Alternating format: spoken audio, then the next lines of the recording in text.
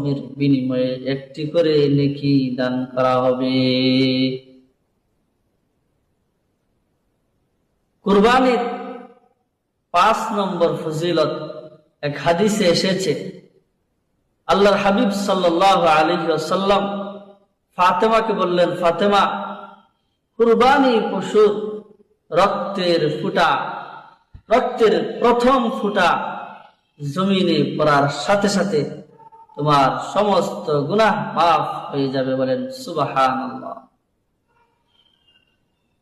প্রিয় হাজিরিন, কুরবানির 6 নম্বর ফজিলত হলো যায়েদ ইবনে আরকাম থেকে বর্ণিত হাদিস, নবীজি বলেন বিকুল্লি কতরাতিন হাসানা।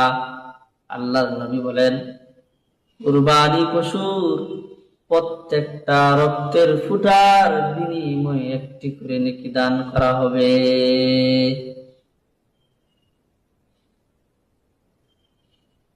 কুরবানির 7 নম্বর ফজিলত হলো বুখারী শরীফের 5569 নম্বর হাদিসে এসেছে, আল্লাহর নবী বলেন কুলু ওয়া তাইমু ওয়াদাখির, যে কুরবানির গোশত তোমরা নিজে খাও, পাড়া প্রতিবেশী আত্মীয় স্বজনদেরকে দাও এবং নিজেদের জন্য সংরক্ষণ করে রাখো।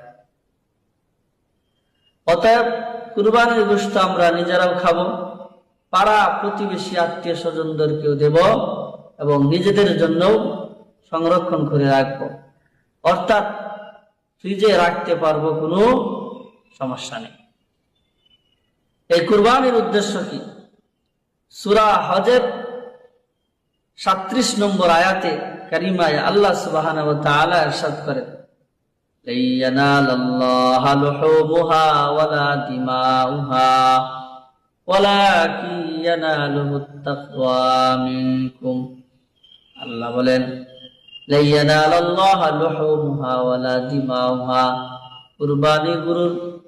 কুরবানি পশুর মাংস গোশত কোনো কিছুই আল্লাহর দরবারে পৌঁছে না। আল্লাহর দরবারে পৌঁছে কেবলমাত্র তোমাদের তাকওয়া। আপনার দিলের অবস্থা, কাইফিয়ত, দিলের তাকওয়া একমাত্র আল্লাহর কাছে পৌঁছে। এই জন্য নিয়তকে এরকম ভাবে পরিশুদ্ধ করতে হবে, একমাত্র লিল্লাহ, আল্লাহর জন্য কুরবানি করতেছে, দুনিয়ার কোনো মানুষকে দেখানোর জন্য নয়, কোনো লৌকিকতার জন্য নয়। মানুষ বলবে বড় কুরবানি দিয়েছে সেটার জন্য